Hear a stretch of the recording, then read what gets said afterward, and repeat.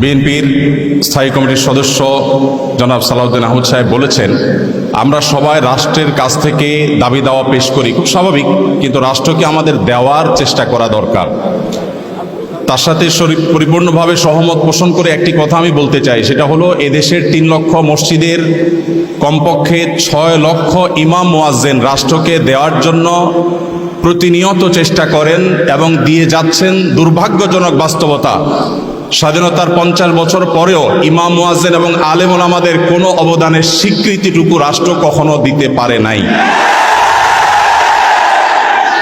আজও বাংলাদেশের চেহারাকে যদি পরিবর্তন করে দিতে হয়, আজও বাংলাদেশকে যদি স্বনির্ভর করতে হয়, আজও বাংলাদেশের পরিবেশ সচেতনতা সৃষ্টি করে যদি সাফল্য অর্জন করতে হয়, পরিবেশ বিপর্যয় যদি রোধ করতে হয়, যে কোনো দুর্যোগ মোকাবেলা যদি সফলভাবে করতে হয়, দেশের শুধু মসজিদগুলোকে, ইমাম মুয়াজ্জিনদেরকে যদি রাষ্ট্র অন করে, ইমাম মুয়াজ্জিনদেরকে যদি সে সুযোগ দেয়, তাদেরকে যদি অন্তত কাজ করবার পরিবেশটা করে দেয়, আমার বিশ্বাস বাংলাদেশের চেহারা পরিবর্তন করতে আর কোনো কিছুর তেমন বেশি প্রয়োজন হবে না।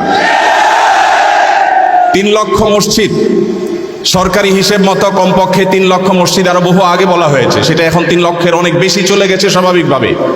3 লক্ষ মসজিদে প্রতি জুমার দিনে 12:30 থেকে 1:30 পর্যন্ত এই সময়ের মধ্যে গড়ে যদি 100 মানুষ একটা মসজিদে জুমার নামাজে খতিব সাহেবের খুতবা শোনার জন্য আসেন, তাহলে 3 কোটি মানুষ হয়। বাংলাদেশের সমস্ত টিভি চ্যানেল, সমস্ত মিডিয়া একযোগে সবচেয়ে পিক টাইমে এত বেশি দর্শক কখনো পায় বলে আমি মনে করি না।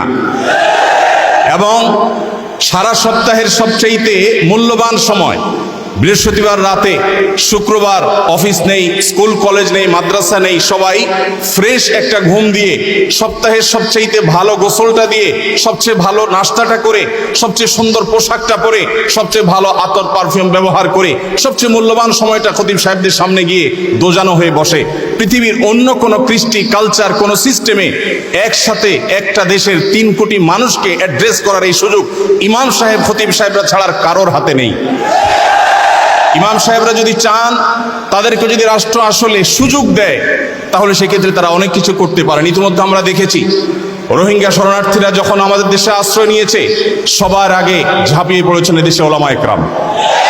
প্রতিটা দুর্যোগে ওলামা একরাম যে ঝাঁপিয়ে পড়েন, সেটা নিঃস্বার্থভাবে হয়, স্বার্থহীনভাবে হয়। আমার উদাত্ত আহ্বান যে আগামীর বাংলাদেশে এদেশের মসজিদগুলোকে, আলেম ওলামাদেরকে যেন রাষ্ট্র অন করে, তাদেরকে কাজের সুযোগ দেওয়া হয়। কোনো বেতন ভাতার সুবিধা দেওয়া, এটা আসলে দয়া দাক্ষিণ্যের বিষয় নয়। এদেশে আইন শৃঙ্খলা যতটুকু নিয়ন্ত্রণে আছে, এর জন্য আইন শৃঙ্খলা রক্ষাকারী বাহিনী, সংশ্লিষ্ট বিভিন্ন ডিপার্টমেন্টে যেমন অবদান আছে, আমি মনে করি মসজিদের মিম্বরগুলো, মাহফিলের মঞ্চগুলোর অবদান তার চাইতে কোনো ক্রমে কম নয়। এদেশ থেকে যৌতুককে যে জাদুঘরে পৌঁছে দেওয়া হয়েছে, কারা জাদুঘরে যৌতুককে পৌঁছে দিয়েছে? এদেশে যৌতুকের অভিশাপ থেকে মুক্ত করার সবচেয়ে বড় ক্রেডিট একমাত্র ওলামা একরামের।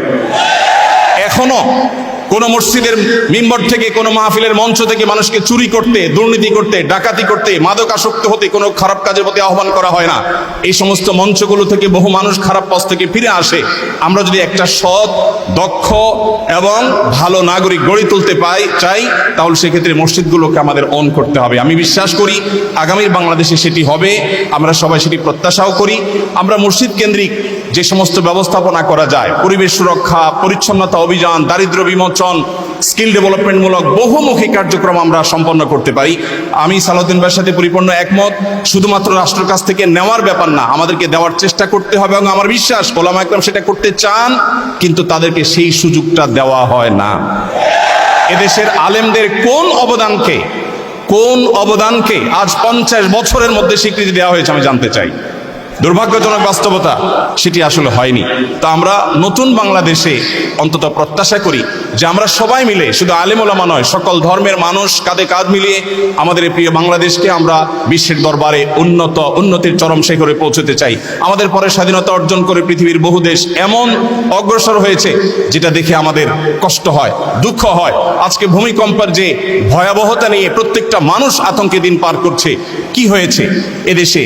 একটি মানুষের জীবন নিরাপদ করবার জন্য যথাযথ ব্যবস্থাটুকু পর্যন্ত আমরা নিতে পারিনি। আমি আশা করি আগামী বাংলাদেশে যারাই আসবেন আমরা প্রত্যেকে এই ব্যাপারগুলোতে সচেতন থাকব। আমরা দোয়া করি আল্লাহ রাব্বুল আলামিন আমাদের রাজনৈতিক নেতৃত্বকে সেরকম শক্তি, সামর্থ্য, মানসিকতা সবকিছু দান করেন।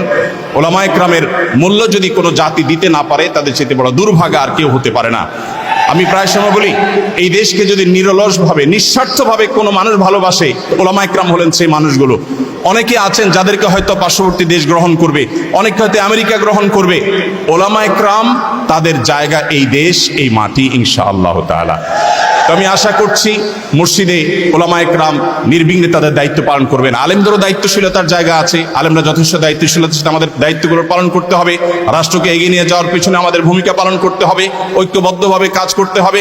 সেই সাথে রাষ্ট্র আলেমদেরকে ওন করতে হবে, আপন করতে হবে, সেই সুযোগ দিতে হবে, সেই স্বীকৃতি দিতে হবে। আমি আশা করছি আগামীর বাংলাদেশ সেই জিনিসটি হবে। আমাদের সবাইকে আল্লাহ তাআলা সেই তৌফিক দান করুন। জাযাকুমুল্লাহু খাইরা। আসসালামু আলাইকুম ওয়া রাহমাতুল্লাহি ওয়া বারাকাতুহু।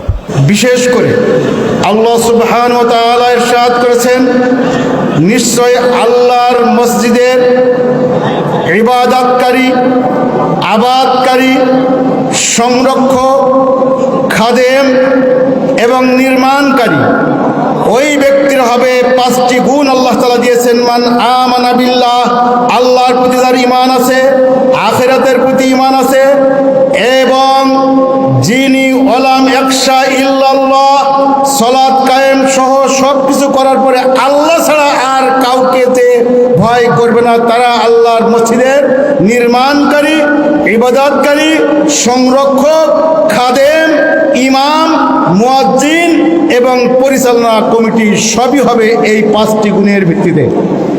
কিন্তু সুদখোর, মদখোর, গাঁজাখোর যারা সালাত আদায় করে না, অথবা সাপ্তাহিক মুসল্লি, অথবা পাক্ষিক মুসল্লি, অথবা ষান্মাসিক মুসল্লি, তারা যদি জোহরের সালাতের সময় বলে হুজুর আসরের সময় আপনার ইমামতি নেই, তাহলে ওই ইমামকে আসরে আর ইমামতির কোনো সুযোগ থাকে না আমাদের এই দেশে।